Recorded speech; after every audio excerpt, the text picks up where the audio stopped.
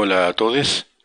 Seguimos con la primera clase de visualización de la información, la primera clase teórica. Estamos en la segunda parte.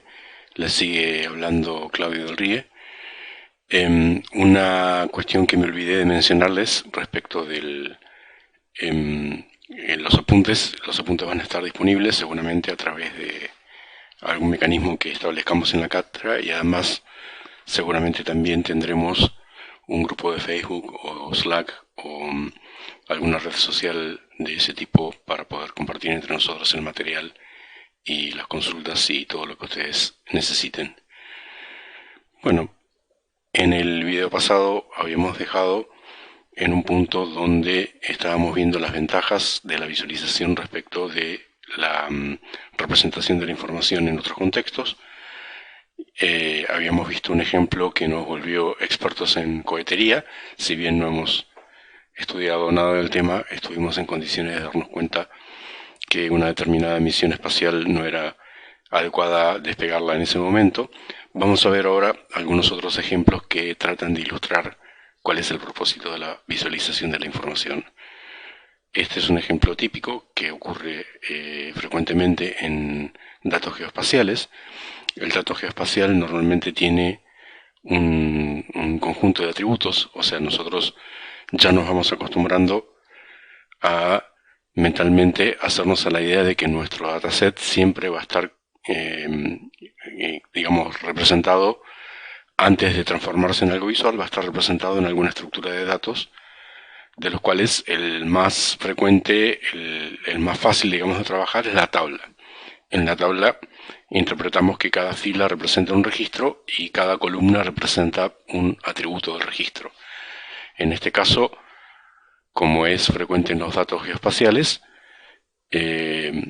los campos que tienen nuestros datos son el número de muestra, la geolocalización en latitud y longitud o coordenadas equivalentes, y en este caso tenemos un único atributo que es el tiempo de rebote en milisegundos de datos que seguramente provienen de una batimetría hecha a través de ultrasonido en el lecho de algún cuerpo de agua para poder conocer cómo es su profundidad. Obviamente la tabla es totalmente opaca respecto de las propiedades geomorfológicas o ninguna, básicamente, que claramente se ven en la visualización. En la visualización hemos hecho una cosa que es muy interesante y es combinada. En esta visualización tenemos por un lado los puntos de la tabla representados utilizando algún tipo de perspectiva, de manera tal de que latitud y longitud representan el eje X de izquierda a derecha y el eje Y de adelante para atrás, entre comillas, porque estamos en 2D y la visualización está sugiriendo una especie de 3D. Y el atributo, que es en este caso el tiempo de rebote, está representado como una especie de altura, como un eje Y. Sí, esto es totalmente convencional, pero es el tipo de convención que se utiliza en la mayor parte de las representaciones de datos geoespaciales. Y al mismo tiempo, sería interesante tener esta misma visualización sin colores. Sería menos elocuente seguramente. O sea, uno podría tener una idea de cómo es el formato de ese lecho del cuerpo de agua, pero el color le da otra elocuencia. El color le da una representación más cuantitativa. El color no lo hace cualitativo. Uno no se da cuenta, o no se da cuenta fácilmente que hay fallas, grietas, picos y cráteres o lo que sea que veamos en esa imagen, pero con el color uno sí se da cuenta la altura es mayor, menor o cosas por el estilo. Y ambas metáforas visuales, si me permiten, la altura hipotética 3D como coordenada Y y el color como coordenada Y, la altura como color, esas dos metáforas combinadas realmente son cognitivamente muy fuertes, se apoyan la una en la otra y generan una representación en la mente del observador que es mucho más sólida que cada una de ellas por separado. Esto, bueno, lo vamos a ir estudiando y lo vamos a ir demarcando conceptualmente para que sea fácil su terminología. Bueno, un último ejemplo es el famoso cuarteto de Anscombe, que básicamente propuso unos datasets un poco en respuesta a la gente al estilo Taki, Fisher, etcétera, etcétera, que decían con estadísticas sumarias, ya sabemos qué es lo que pasa en el dataset. Básicamente vemos acá 4 datasets que son muy sencillos, son solamente un XY cada dataset y una misma cantidad de filas en cada dataset. Y, lo interesante es las estadísticas sumarias de los 4 datasets son idénticas, ¿sí? Ambas tienen la misma medida de X, tienen la misma medida de Y, tienen la misma variancia de X, la misma variancia de Y, el mismo coeficiente de correlación, la misma recta de regresión y el mismo índice de determinación. Así que es realmente difícil discernir uno del otro, y peor aún si los tomásemos como que es una serie de tiempo, o sea, como que cada fila de cada dataset representa una muestra, predecir cuál sería la próxima muestra, aunque sea con algún tipo de probabilidad, con esta estadística sumaria sería muy difícil. Básicamente predeciríamos lo mismo para los 4, porque su representación es la misma. Sin embargo, cuando lo vemos visualmente, vemos que los 4 datasets son muy diferentes. No solamente vemos que son muy diferentes, sino que visualmente tenemos elementos como para poder transmitir, aunque sea conceptualmente, de qué se trata cada dataset. Uno podría decir que en el primer dataset los puntos se agrupan alrededor de la línea de ajuste cuadrático con mayor o menor medida, están dispersos alrededor de esa recta, pero bueno, van respetando la tendencia y por lo tanto un próximo punto sería creíble alrededor de una zona de un X16 y un Y12, 11, algo por el estilo. Si nosotros tuviésemos que hacer una predicción porque tenemos algún objetivo, al hacerlo seguramente predeciríamos para ese primer dataset un próximo punto ahí. Para el segundo dataset, bueno, vemos que tiene la forma de una parábola o por lo menos de una curva con un máximo local en el medio, y predeciríamos también un próximo valor 16 o 15 o algo por el estilo, pero el Y sería 6 o 7, por ejemplo. Para el tercer dataset, diríamos el dataset parece comportarse de una manera muy uniforme en forma lineal, pero con una pendiente menor que la recta de mejor ajuste, y tuvo en el anteúltimo valor un atípico que obviamente uno se da cuenta que es atípico y se da cuenta que no corresponde, y para el próximo punto uno predice un Y mucho menor que el que predeciría en el caso de el dataset 1. Y bueno, en el dataset 4 nos encontramos con que el X es el mismo en todos los casos, varía el Y, y hay una especie de atípico, por completo atípico. Se va en X y se va en Y, y bueno, es probable que el próximo punto esté dentro de algún intervalo de los que están acá, o sea, con X igual a 8, Y entre 9 y 5 o algo por el estilo. Bueno, estas son las ventajas que tiene el uso de una representación visual. Las ventajas son, uno puede tener un entendimiento más conceptual del comportamiento del dataset, uno puede transmitirlo de alguna manera, y al mismo tiempo uno formula hipótesis visuales solamente viendo el dataset de una manera relativamente sencilla. Bueno, lo que vamos a hacer ahora es, bueno, hacerle un tributo a nuestro prócer que habíamos mencionado en el video pasado, a Edward Tufte, y mostrar algunos de los ejemplos de visualización histórico que él curó en algunos de sus libros. Acá tenemos uno que probablemente sea el más antiguo del cual hay registro histórico, que es en Egipto en el año 1150 a.C. Es básicamente una representación cartográfica, es un mapa. Es como que por el tema de la explotación agropecuaria en el valle medio del río Nilo, fue necesario desarrollar la trigonometría y la cartografía como tecnología, por decirlo de alguna manera, para poder restituir las parcelas luego de las inundaciones y que los dueños de la tierra pudieran recuperar adecuadamente las parcelas que les correspondía. Para nosotros, pensar que un mapa es una visualización es un poco extraño porque lo tenemos naturalizado en la cultura.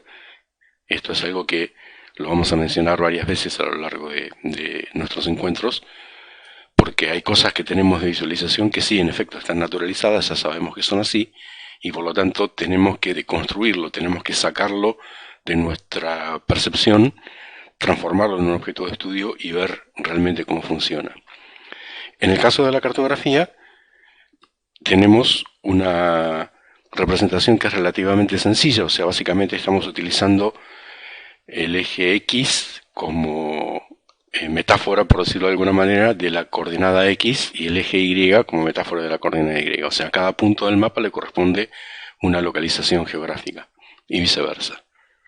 Es bastante sencilla, pero bueno, está ocurriendo esa representación. Hay una mediación a través de lo que nosotros llamamos metáforas visuales o mapeos, como lo queramos llamar. Y en el caso de la cartografía que nos está representando Tafte en este caso, lo que tenemos básicamente es cuando un territorio pertenece a una persona tiene un color y cuando pertenece a otra persona tiene otro color. O sea, básicamente, a diferencia de lo que ocurría con el dataset geoespacial que presentamos hace unos minutos, para el cual el atributo que se correspondía con cada muestra era un atributo cuantitativo, era una cantidad que variaba en forma continua dentro de un intervalo. Acá lo que tenemos es que el atributo es un atributo nominal, pertenece a X o pertenece a Y. Ejemplos más recientes, aunque bastante antiguos, la representación de la posición planetaria.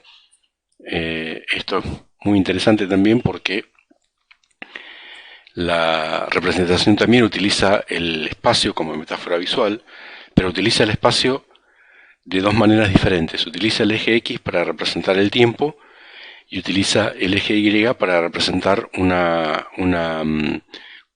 coordenada celeste, en este caso un ángulo respecto de los 360 grados de la eclíptica. O sea, está representando el eje Y, algo que es posicional si se quiere, pero no es una magnitud lineal, sino que es una magnitud periódica, es circular, está representando un ángulo. Esto es bastante interesante porque, bueno, muestra que, en definitiva, los mapas cartesianos ya existían antes de la época de Descartes y ya habían sido utilizados en otros contextos. Más interesante todavía este ejemplo. Raimundo Lulo, bueno, fue un filósofo de la Edad Media, de la Alta Edad Media, realmente muy interesante y muy audaz, y hizo propuestas que, bueno, la gente que estudia este tipo de cosas todavía las está tratando de entender, pero digamos estos dos ejemplos que hemos tomado de los libros de Tafte son muy interesantes porque muestran la idea de representar redes conceptuales con grafos y luego hacer un deploy del grafo, hacer una representación del grafo utilizando nodos, arcos y posiciones en un papel o en una carta. Esto, insisto, es bastante audaz. Nosotros lo tenemos totalmente naturalizado, pero en el año 1300 había que ser, digamos, inventivo, había que ser innovador para obtener una cuestión como esta. Ejemplos más recientes, con el surgimiento de la estadística, como su etimología lo indica, es una disciplina o una ciencia que le permite al Estado, a los estados, obtener indicadores. Sí, surge en Inglaterra a partir del momento en el cual el gobierno inglés, la corona, tiene que tomar decisiones macroeconómicas respecto de importar o no cereales, y para eso necesita conocer cómo es el estado de sus campos, y en base a eso se hacen muestreos y se hace un proceso de inferencia estadística. Es la primera vez en la que esto ocurre.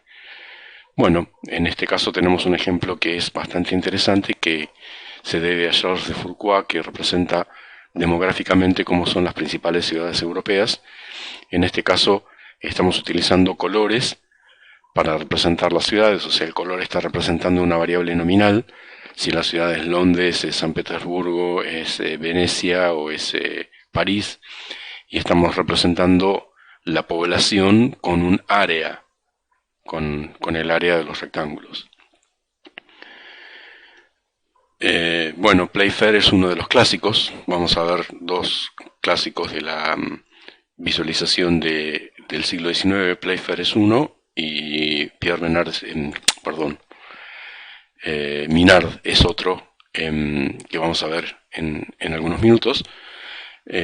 Acá la idea es realmente muy interesante porque es el primer ejemplo del cual se tiene una noticia histórica de gráficos coordinados. O sea, nosotros tenemos un histograma donde el eje X representa una variable temporal y el eje Y representa alguna cantidad económica que bueno, habrá que ver cuál es. No sé si tiene importancia saberlo.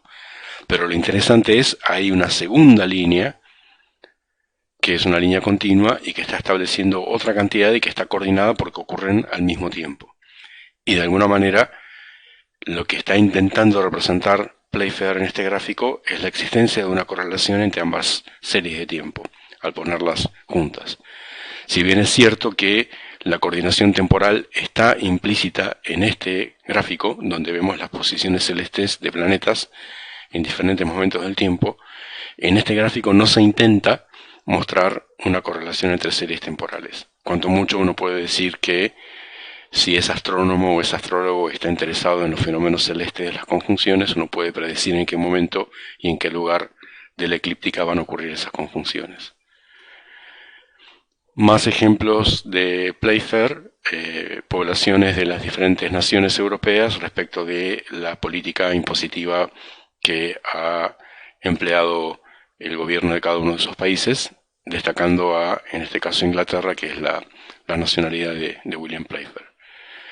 Minard, quienes les decía, este gráfico que tenemos acá tiene la reputación de ser probablemente la mejor visualización, la más linda, la más efectiva, la que todo el mundo de alguna manera utiliza como elemento para dar un buen ejemplo, para dar una buena idea.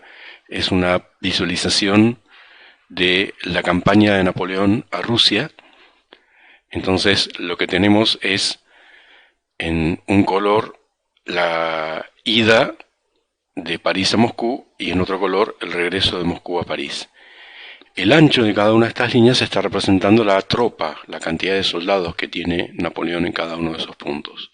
Entonces vemos cómo esa tropa se ha ido diezmando a medida que fue avanzando por diferentes lugares, y inclusive uno puede darse cuenta de determinados eventos. O sea, por ejemplo, aquí esa tropa muy rápidamente se angostó y hay un río, entonces probablemente tuvieron algún tipo de problema con el cruce del río. Un detalle que, bueno, como ingeniero de la vieja guardia no puedo dejar de mencionar es, cuando uno hace dibujo técnico, uno aprende técnicas para representar objetos en 3D utilizando planos que tienen todos nombres franceses. ¿Por qué? Porque el dibujo técnico era tecnología bélica súper secreta que se utilizaba. Sí, Napoleón no podía llevar los puentes para atravesar los ríos en la campaña, pero llevaba ingenieros que le construían los puentes en los diferentes lugares.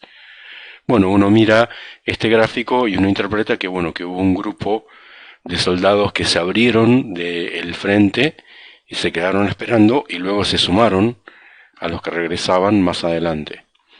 Acá, bueno, da la impresión de que hubo otro cruce de río que fue muy trágico y, bueno, ese tipo de cuestiones. Fíjense que lo interesante de este gráfico es algo muy difícil de hacer, es todo un arte, es lo que tenemos que aprender a hacer nosotros. En este gráfico, la exactitud geográfica no es relevante. ¿Sí? Los lugares donde están ocurriendo los tránsitos de los soldados, los cruces de los ríos, etcétera, etcétera, no son importantes con exactitud geográfica. No forma parte de la elocuencia de este gráfico determinar en qué lugar cada uno de los eventos ocurrió. ¿Sí? La elocuencia está en otro aspecto, que es poder ir coordinando y poder ir asociando a diferentes lugares y en diferentes momentos, como fue diezmándose de alguna manera la tropa que tenía Napoleón para esa campaña. Más ejemplos, vamos a ir un poco más rápido para no aburrirlos. Insisto, ustedes tienen este material y eventualmente, si tienen algún tipo de curiosidad, lo pueden googlear o pueden, cuando tengamos ya establecida una red social para las consultas, pueden postearla a la red social. Básicamente en este gráfico, el origen del ganado que se consume en París. Cada uno de estos círculos representa los lugares donde se cría el ganado que luego se consume en este lugar, que es el lugar donde está París. Este ejemplo es muy interesante porque es una visualización que hizo John Snow en la década del 60 y permitió determinar que los contagios que estaban ocurriendo en una época donde no existía infectología, los contagios que estaban ocurrían alrededor de las canillas que proveían en forma comunitaria agua a la población, y por lo tanto con la clausura de esas canillas se produjo la mitigación de la curva de contagio. Florence Nightingale hace el primer ejemplo de lo que se conoce, lo que vamos a conocer más adelante como Rose Chart, como diagrama rosa, que es como una especie de histograma pero periódico, hecho circular, y que es interesante porque permite coordinar, en este caso, histogramas en una variable periódica que en este caso son los meses del año, y permite determinar cuáles fueron las causas de mortalidad en una campaña del ejército en el siglo XIX. Más ejemplos históricos, podríamos cansarnos de ver ejemplos, pero este es realmente muy interesante porque fue una observación empírica hecha por astrónomos Hertzsprung y Russell, que en el año 1909 fueron agrupando las diferentes observaciones astronómicas de estrellas respecto de la temperatura en la superficie, que determina su color, después vamos a ver el porqué de esto, y respecto de su luminosidad. Entonces vemos que a medida que las estrellas se van volviendo menos luminosas, su temperatura en la superficie va siendo cada vez más baja. Al mismo tiempo, este gráfico permite representar una tercera magnitud, que es el radio de los círculos, que está representando de alguna manera el tamaño de las estrellas. Entonces se ve esa tendencia principal a lo largo de este eje que tiene pendiente negativa, que es la que tiene a la mayor cantidad de las estrellas conocidas en este momento por la astronomía. Se conoce como secuencia principal, y gran parte de la astrofísica explica la razón por la cual una gran cantidad de las estrellas que se observan yacen dentro de esa secuencia principal. Luego hay algunos atípicos que demográficamente son muy pocos, las enanas blancas, las gigantes azules y las supergigantes rojas, que también tienen una explicación astrofísica porque están constituidas de esa manera. Entonces es interesante cómo simplemente la representación de observaciones empíricas dentro de una carta coordinada permite a golpe de vista visualizar y formular hipótesis de tipo científico. Más ejemplos, por ahí no tan científicos, los subterráneos de Londres. Está esta que era la carta existente antes de que Harry Beck en 1960 generara los gráficos que ahora son bastante comunes en todos los subterráneos del mundo. En este caso, las líneas y las estaciones tratan de respetar la posición geográfica dentro de la ciudad de Londres, y se hace muy difícil entender a golpe de vista a dónde viene y a dónde va, y dónde hacer los transbordos en caso de que sea necesario. Entonces a Harry Beck se le ocurre la idea de distorsionar el espacio de manera tal de que las líneas queden representadas, las líneas de subterráneo, además de quedar representadas con colores, quedan representadas de una manera más conceptual, cómo es que se conforman en este caso anillos, y cómo esos anillos tienen diámetros que permiten atravesarlas en diagonal, y cómo luego hacia afuera de esos anillos hay radios que emergen y se van hacia lugares periféricos. Esta carta es conceptualmente mucho más fácil, requiere mucha menos atención para ser entendida y por lo tanto terminó siendo adoptada primero por los subterráneos de Londres y luego por muchas otras ciudades. Otro ejemplo, esto está sacado de un diario del New York Times. Básicamente representa día por día la temperatura mínima, la temperatura máxima y también la mínima esperada y la máxima esperada. O sea que básicamente en este gráfico estamos viendo como mínimo 365 por 4, más o menos 1500 datos a golpe de vista. Y básicamente la ventaja de este gráfico es cuando sea posible viajar de nuevo y si es posible en algún momento ir a Nueva York, en función de la época del año en la que nos toque ir, poder decidir el tipo de ropa que vamos a tener. O sea, si nos toca viajar, por ejemplo, a mediados de septiembre, yo sé que el rango y los atípicos que voy a obtener van a estar más o menos dentro de este lugar y en base a eso me puedo dar cuenta de qué es lo que va a ocurrir. Pero también al mismo tiempo es interesante cómo la representación elegida no solamente nos permite encontrar el máximo histórico, el mínimo histórico, ver cuando hubo olas de frío que fueron temporalmente muy importantes o al mismo tiempo olas de calor que fueron atípicas para la época del año, nos permite representar una gran cantidad de información que es más cualitativa, o sea, no son solamente 1500 datos, sino que es la gran cantidad de inferencias conceptuales que se pueden hacer al mirar el gráfico a golpe de vista. Bueno, esto es algo muy interesante, es algo que se está empezando a utilizar, que son los currículum en los cuales la persona que hace el currículum, por ejemplo, a lo largo de su tiempo de vida representa dónde estuvo trabajando y qué estuvo haciendo y utiliza colores para decir esto tiene que ver con un tipo de actividad, esto tiene que ver con otro tipo de actividad y ese tipo de cuestiones. Uno encuentra este tipo de currículums creativos, por decirlo de alguna manera, con más frecuencia cada vez. Bueno, como les había dicho, nosotros tenemos estos 3 libros, que serían los 3 libros de cabecera, y 3 autores que son autores de mucha importancia dentro de la disciplina.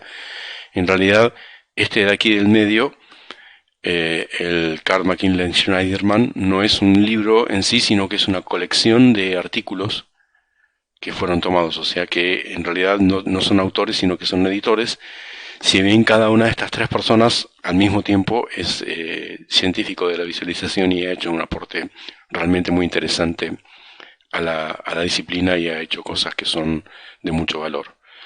Bueno, con esto entonces los dejo hasta la tercera parte de la primera clase, donde vamos a empezar a ver un poco de material ya más técnico, habiendo pasado la introducción.